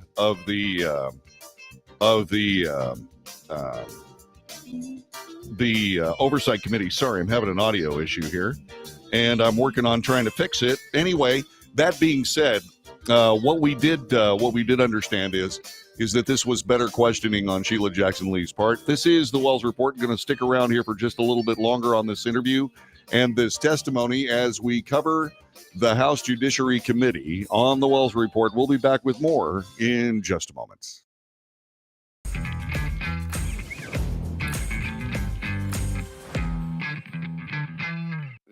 wants to get ripped off, broken into, or robbed, but nobody wants to pay a lot of money to have their home protected either. I've got an offer to tell you about to provide home security for your home for less than $1 a day. For real, with no installation or equipment charges. And this is from a company rated #1 by a leading consumer research company. According to the facts, most of you won't even call unless there's a burglary in your neighborhood or something bad happened. So let's give you a reason. Save money. For less than $1 a day with no other costs, you can get your home secured. Plus, get a lifetime equipment replacement warranty. You need protection for your home. Call the Home. We are going to interrupt our commercial set here and go back to the hearing because being questioned, Robert Hur is being questioned by Matt Gaetz, the Republican representative from Florida. Let's listen to this testimony. Responding that you can't prove the intent, which again, I don't quibble with that conclusion, but it's frustrating to be like, oh, well, this guy's not getting treated the same way as Trump because the elevator's not going to the top floor, so we can't prove intent. While at the same time, Biden goes out there at the White House and says, well, you know, he just blatantly lies. And what I'm trying to figure out is whether or not Biden's lying because he's still so senile, he hasn't read your report, or whether it's a little craftier and a little more devious and perhaps a little more intentional than we might otherwise think. So I also want to go to this Biden Penn Center. Like, did it give concern to you that the Biden Penn Center, where all this classified stuff was being mishandled, was being floated by foreign governments? Congressman, we were concerned with getting to the bottom of all of the classified documents that were recovered during the course of our— Yeah, but what bothers me is that the money that was paying for the place where the documents were being inappropriately held, it was the Chinese and it was other foreign countries. Did that play into your analysis? Did you look into the $1 billion in foreign funding sources at the Biden Center at UPenn, for example? Congressman, we conducted a thorough, impartial, and fair investigation, and we were very, very concerned with getting to the bottom of all the relevant questions relating to the recovered documents. Did you look into the fact that the Chinese were floating the place where this guy was keeping the documents unsecure? Yes or no? Congressman, to the extent that we identified evidence that was relevant and significant to our investigation, we put it in our report. Okay, well, it seemed relevant to me, maybe not to you. Another thing that seemed relevant to me is this ghostwriter, right? So the ghostwriter purposefully deletes this evidence that seems to be like show culpability of Biden's crimes, and you don't charge him. Why did you not charge the ghostwriter with obstructing justice and deleting evidence? Well, for a number of reasons that are laid out in the report, but in brief, Congressman, yes, when we interviewed the ghostwriter, he did tell us, and I'm trying to get the exact language, that one of the things on his mind, one of the things he was aware of, was that I had been appointed special counsel and was conducting an investigation. Right, so he didn't, just so everybody knows, the ghostwriter didn't delete the recordings just as a matter of happenstance. Ghostwriter has recordings of Biden making admissions of crimes. He then learns that you've been appointed. He then deletes the information that is the evidence, and you don't charge him. That is reflected in the report, and one of the reasons— Like, what does somebody have to do to get charged with obstruction of justice by you? If like deleting the evidence of crimes doesn't count, what would meet the standard? So, Congressman, as we state in the relevant chapter of the report, one of the things that Mr. Zwanitzer did not delete was transcripts of the recordings that he had created that included inculpatory evidence relating to Mr. Biden. Oh, so if you destroy some evidence but not other evidence, that somehow absolves you of the evidence you destroy? Like, here's what I see. Zwanniger should have been charged, wasn't. Biden and Trump should have been treated equally. They weren't. And that is the double standard that I think a lot of Americans are concerned about. I see my time's expired. I yield back. Gentleman yields back. The gentleman from Tennessee is recognized for 5 minutes. Thank you. Thank you, Mr. Chairman. Mr. Hur, thank you for being here. A little confused about this hearing. Mr. Raskin laid out the big picture, what we should be concerned about, but in the more limited picture, Director Mueller had an investigation. He's our most famous recent special prosecutor, and he found sufficient evidence to say there was a connection between Russia and the Trump campaign. And it supported a criminal prosecution if he were not president. You found there was no evidence to support a criminal prosecution. And the story here is simple. President Biden identified classified documents in his home and other places and told archives about them. The Independent Department of Justice under Attorney General Merrick Garland appointed you, a former Trump political appointee, as special counsel to fully investigate these circumstances and authorized you to prosecute criminal This is Representative Steve Cohen from the Tennessee 9th. He is a Democrat. Case closed. It makes really a perfect case where you did your job, Mr. Garland did his job, and unlike Mr. Barr, he didn't interfere. Did Mr. Garland ask you to change your report at all? He did not, sir. Didn't redact a thing? No, sir. Like Mr. Barr did, he redacted everything and made the Mueller report look like 180 degrees different than what it was. Mr. Garland did right, and you did right, and I commend each of you. The Department of Justice is independent and allows the special counsels to investigate and prosecute the facts if it's supported. Joe Biden's actions in handling of classified materials is similar to most other former presidents and vice presidents. The exception is Donald Trump. So let's start with some yes or no questions. Did you receive any pressure from Mr. Garland or his staff to make any specific factual finding or legal conclusion? No. Did you receive the resources necessary to carry out your duties? Yes. Do you have any reason to believe that you were treated differently with regard to independence or resources than other DOJ special prosecutors? No. Based on your experience as special counsel, do you have any reason to believe the Attorney General was improperly directing, pressuring, or interfering with Jack Smith or his work? I do not have the basis to answer that question.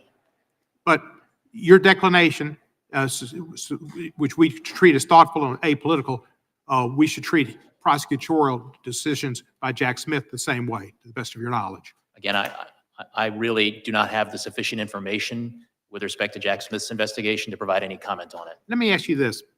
If President Biden, in his testimony to you, knew the exact date, January 20, whatever it was, 2009, when he became vice president, and the day when he left being vice president, January the 20th, I guess the first would have been January 20th again, 2009, and then January 20 in 2017. If he knew those dates exactly right, and if he knew the exact date and the instant that Beau Biden died, would that have changed your decision to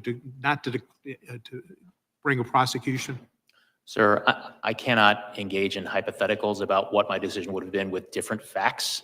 What I did was to make a decision based on the facts and the circumstances that I was presented with, and we did identify during our investigation. But it appears to me, and I think it would appear to the American public, that these minor discrepancies, as far as dates and after a long period of time, was not the basis. It was not the basis for your decision to decline to prosecute. It was the fact that you didn't have the facts, that he acted differently than Trump, that he voluntarily provided the documents, that he complied with the Justice Department, that he didn't try to obstruct justice. Those were the reasons you didn't prosecute him, not because he missed a few dates.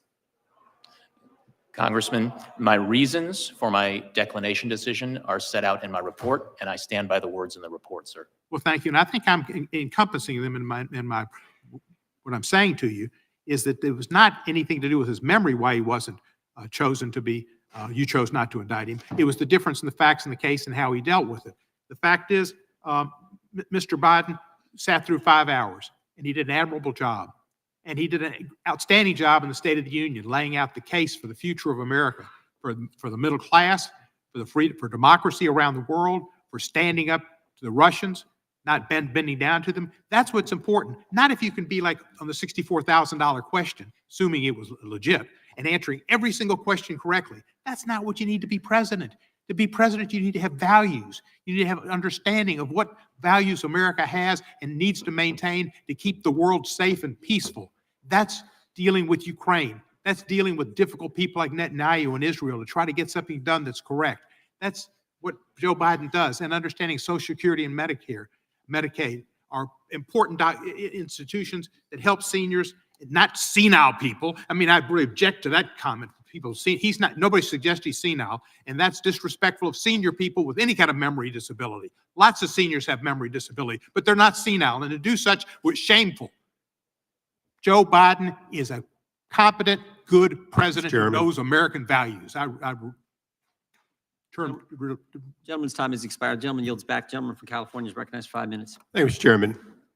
Mr. Hur, I'd like to start off by thanking you for a year of hard work and a comprehensive report. I'm going to try not to provide testimony, as some people on both sides are, or provide conclusions, but I do have some questions that lead me to ask you for conclusions. One question is, were there notes of the... This is Representative Darrell Issa from California. Back to when he was a senator that contained classified information? Among the documents that were recovered during our investigation were marked classified documents that dated back to when Mr. Biden was a senator. When he was in his 30s, 40s, 50s. I believe that's correct. And were there documents from the time that he was vice president? Yes. Okay. So there's been a lot to do about, senility, non-senility, poor memory, and so on. But let's just go through something that you deal with as a prosecutor every day. You first start off with a set of initial evidence that indicates there may have been a crime. Is that right? By the time it gets to you, usually you have some evidence that there may have been a crime. I think that is fair, yes. Okay, and in this case, at some point during this investigation where the elements of the crime, including willfulness, were put before you and you reached a personal conclusion that either there was likely guilt or not. Is that correct? Not provable, not in front of a jury, just personal, because you have to make that decision as part of the case, correct? Correct. And I would say I approach the task as I have been trained to as a prosecutor, which is as on an iterative basis. The investigation is always uncovering new evidence that you incorporate. Right. So both before, during, and at the end, did you reach a conclusion, notwithstanding his current mental state of being an elderly man with a poor memory and so on, that he did in fact deliberately take documents and held them from back when he was a senator, and we're talking about your personal, not that you could prove it, but personally, did you see a pattern that goes all the way back to him being a senator of taking documents, making notes, and taking them and holding them personally? Congressman, I viewed my task as a prosecutor in this matter to determine what I believed the evidence. No, I appreciate that. And I'm not trying to take away from your conclusion. Some others are debating the conclusion. I'm not debating the conclusion. I just want to go through one element that I think is important. Look, you've prosecuted people in the past and failed to get a conviction. Is that correct? Correct. Okay, you're not a 1,000 perfect batting average. Okay. I can't say that. Yeah. So you went into cases thinking that you would succeed and you didn't. One might say you probably declined to prosecute ones that you might have either gotten a conviction or gotten a plea on. Would you say that's fair to say over your long career? I think that's fair because I take the rules as set forth in the Justice Manual seriously. However, I'm going to presume that you would never prosecute someone you thought was outright innocent. Correct. In this case, did you reach a conclusion that this man was outright innocent? That conclusion is not reflected in my report, sir. Right. So you did not reach that conclusion, or it would have been in your report. I viewed my task of explaining my decision to the Attorney General as being based on my judgment and my assessment of the evidence. Would a conviction at trial be the probable outcome? That's and I just want to make sure the record is complete in that, because I think it's extremely important. You did not reach an idea that he had committed no wrong. You reached a conclusion that you would not prevail at trial and therefore did not take it forward. Is that correct? Correct, Congressman. Okay. I just want to go through one or two little, these are housekeeping almost. The documents that the president, then vice president, took, which included his own notes, to your knowledge, aren't those covered by the Freedom of Information Act? Potentially. I honestly do not know, Congressman. Aren't they covered by the Presidential Records Act, as every note and every text of the president, the vice president, and members of cabinet are covered? I think different folks would have different views on whether they're covered by the PRA, Congressman. But isn't it true that he left office leaving no copies of that behind, and that alone was inconsistent with an open and transparent individual, correct? I'm not aware of copies of those materials being left behind, Congressman. Okay, I want to thank you, and Mr. Chairman, I want to thank you for the extra few seconds. I yield back. Gentleman yields back. The gentleman from Georgia is recognized. Thank you, Mr. Chairman. Mr. Hur, you've led a distinguished career, earning your law degree from Stanford University, and you served as a student, as executive editor of the Stanford Law Review, correct? Correct. Then you went on to clerk for Judge Kaczynski of the Ninth Circuit, correct? Yes, sir. After that, you ascended to a clerkship with then Chief Justice William Rehnquist on the United States Supreme Court, correct? Correct. This is Representative later Hank joined the Johnson. Daddy Bush He is Department of Justice as the a congressman special from assistant Georgia. to known His Federalist district Society member is and now FBI Director Christopher his district Wray. is Is that the correct? and it's I'm I having did difficulty spend some finding that. time I'll find working it for you and then former let you know Assistant later. Attorney General Christopher Wray. And you later joined the Trump Justice Department as the Principal Associate Deputy Attorney General, working as the right-hand man for another known Federalist Society member, Rod Rosenstein. Isn't that correct? I served as Mr. Rosenstein's principal deputy. And then Donald Trump appointed you to serve as U.S. Attorney for the District of Maryland. Is that correct? President Trump nominated me to serve in that position, and I And was you were unanimously in- confirmed by the United States Senate. That's correct. And thereafter, Attorney General Merrick Garland appointed you to serve as special counsel for the United States Department of Justice to conduct a full and thorough investigation of certain matters to determine whether or not Joseph Biden should be charged with unlawfully removing and retaining classified documents. Isn't that correct? Correct. And nowhere in that order does Attorney General Garland authorize you to conduct an investigation and issue a report on whether President Biden is mentally fit to serve as president. Isn't that correct? That does not appear in the appointment order. And pursuant to your appointment to conclude your investigation, you issued a report that was published by Attorney General Garland, correct? He made it available to Congress, sir. And your report concluded that after a full and thorough investigation, the evidence was insufficient to establish that President Biden had willfully retained classified documents. Isn't that correct? My judgment was that based on the state of the evidence, a conviction at trial was not the probable outcome. And you determined that there was no evidence of willful retention because each time classified documents were discovered to be in the president's possession, the White House notified the National Archives right away. The Biden legal team and the White House fully cooperated with the National Archives during the investigation. Once the DOJ opened the investigation, President Biden and his personal counsel fully Representative Hank cooperated. Johnson is from the 4th District of We Georgia. did identify some evidence of willful retention and disclosure, but we But also the point noted in is, the though, that the president cooperated fully with you. And didn't they never tried to hide any documents from you, did they? The report does note steps of cooperation taken by the president. Thank you, sir. And last but not least, unlike in the Trump classified documents case, President Biden's counsel never falsely certified that there was no classified documents in the president's possession, correct? The report does include some comparisons and contrasts between the facts alleged in the Trump case and the Biden case. Despite clearing President Biden from being prosecuted, you used your report to trash and smear President Biden because he said in response to questions over a 5-hour interview that he didn't recall how he got the documents. And you knew that that would play into the Republicans' narrative that the president is unfit for office because he's senile. And the American people saw during the State of the Union address that that was not true. But yet that's what you tried to offer to them, and that's why they are having you here today, so that they can expand upon that narrative. And you knew that that's what was going to happen, didn't you?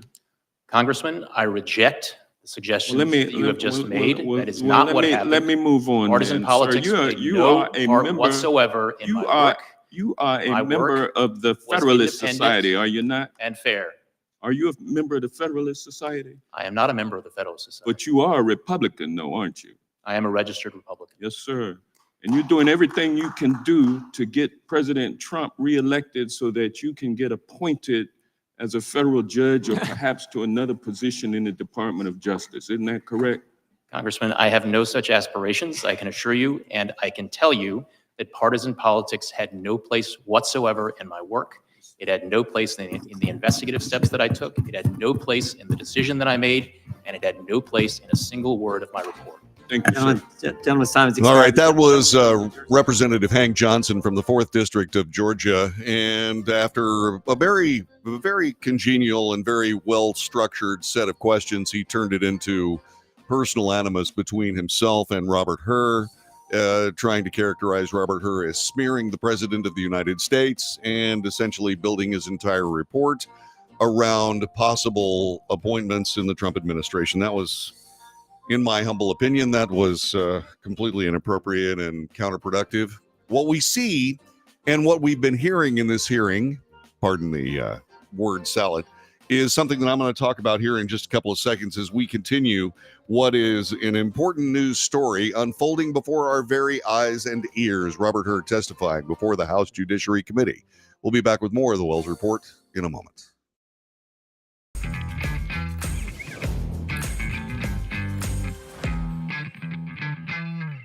Greece is cheap. But the airfare costs a fortune. Paris? Not much closer, and again, airfare... What about Puerto Vallarta? Let's face it, flying anywhere is just too expensive. Wait, what's this?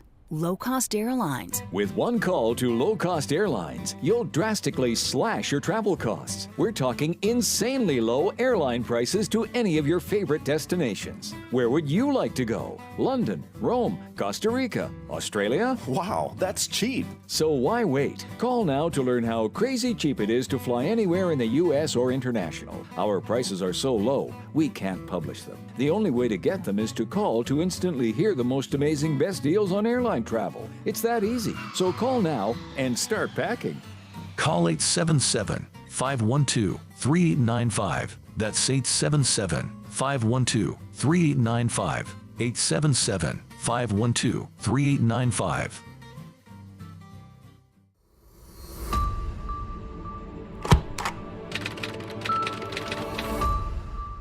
How would you like to get high-speed internet for your home for less than $2 a day? That's right, for about $50 a month, you'll get lightning fast internet. Are you paying less than $50 a month right now for your internet? Then call Whole Home Connect right now for blazing fast internet at $50 a month with no price increases, no hidden fees, no contracts, no equipment fees. It's a great deal. And guess what? You can try it for 15 days. If you don't like it, you get your money back, but you're gonna love it, and you're gonna love the price. Internet for your home for $50 a month. That's less than $2 a day. Plus, no contracts, no equipment fees, and our 15-day guarantee. Call now. Call 866-245-6155. That's 866-245-6155. Again, 866-245-6155. 866-245-6155.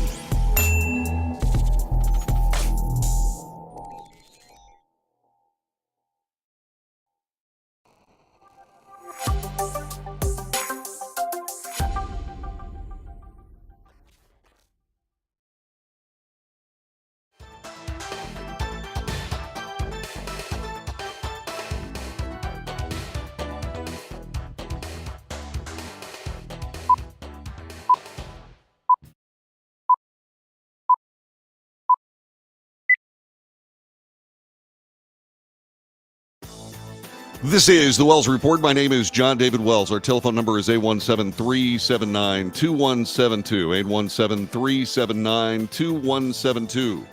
We are covering the testimony of Special Counsel Robert Hur today. It's a big, big news story. There is an awful lot there to unpack. And we've been doing that for the last couple of hours. So what I wanted to do is I wanted to take a couple of moments to tell you what I've been watching and invite you to tell me what you've been watching at 817-379-2172. So what I see is this. I see a brilliant public servant issuing an even-handed report regarding the facts, and he is testifying in that manner here before the committee, the Judiciary Committee, with elements of the Oversight Committee joining the questioning. What I also see are a couple of different party-driven narratives. One, what I see is the Democrat Party trying to make this all about President Trump. This is something that Robert Hur did not investigate, et cetera, and has been very, very good and respectful at sticking with the testimony that's in his report, some of which does indeed include a few comments regarding the even-handedness of the two particular presidents and their various experiences with the DOJ. Now, what I see is from the Democrat side of this is the attempt to equivocate President Trump and his retention of classified documents with Vice President Biden and his retention of classified documents. I just don't see that is anywhere close to the reality, although there are some aspersions being kept about the possibility that maybe Vice President Biden was covered by the Presidential Records Act. Heretofore, not necessarily something that has been very much clarified, except that he wasn't.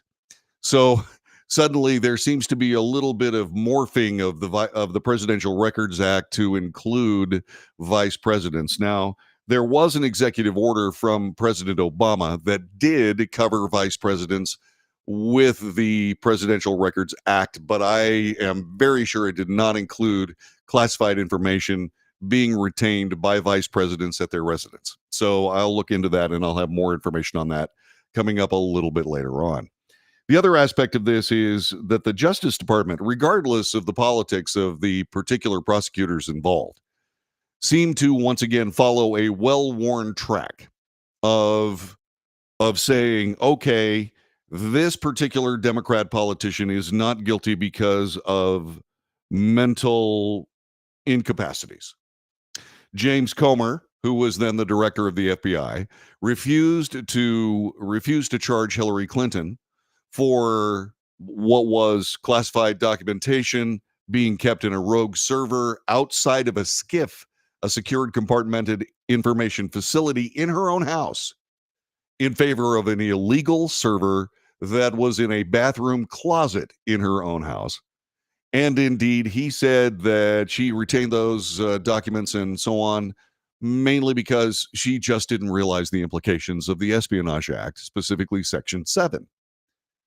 And then he went on to say that no reasonable prosecutor would indeed go about prosecuting her based on her destruction of not just staff cell phones, her own cell phone, but also the very server that was in question after Congress had subpoenaed that server. Now, there is either equal justice under the law or there is not. Many people of the American left want to just move forward from the President Trump's term forward and not look back to anything else beyond that. But as we have noted, it is ridiculous on its face that we would charge Democrats one way and Republicans another way. That is a destructive, just confidence-killing course of action from the Justice Department and, of course, federal law enforcement. You cannot have two standards of justice based on politics. And that's what we keep seeing. You also can't have two different analyses and indeed courses of action based on, say, for example, someone's mental incapacity. We were talking about Hillary Clinton. We were talking about, well, she didn't intend to violate the Espionage Act. Well, the Espionage Act that she violated, the part of that Espionage Act, says clearly that intent cannot be used as a defense against this section. But that didn't mean anything to James Comer, then the director of the FBI, because, as we have found out, he is a partisan Democrat and was going to do whatever necessary to absolve Hillary Clinton of any kind of difficulty with regards to classified information.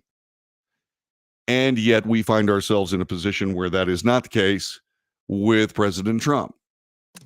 So it's up to the voters And I'm glad that that's happening. But as a part of this particular broadcast's mission, to provide you with fact to based good decision making on, and that is not my standard of good decision making, it's yours. I'm just providing the facts. That's what we're doing today. Not necessarily the most riveting talk show in the inventory of the Wells Report, and that catalog is getting pretty extensive these days. Not necessarily that, but it was something that we needed to cover for the sake of this election. Did Joe Biden, while he was vice president, improperly retain classified materials? Apparently the answer is yes.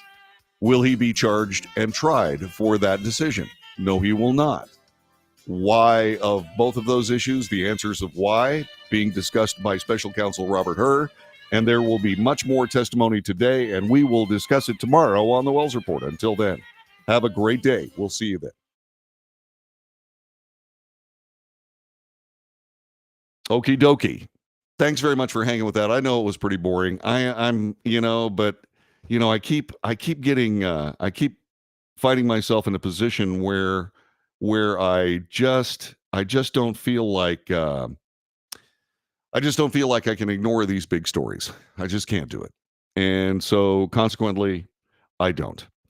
But anyway, God bless you. Take good care of yourselves. Be safe. Make good decisions. Got a lot of work to do today, so I'm going to get after it. You take care of yourself, and I'll see you again tomorrow for another edition of the Wells Report. Bye-bye.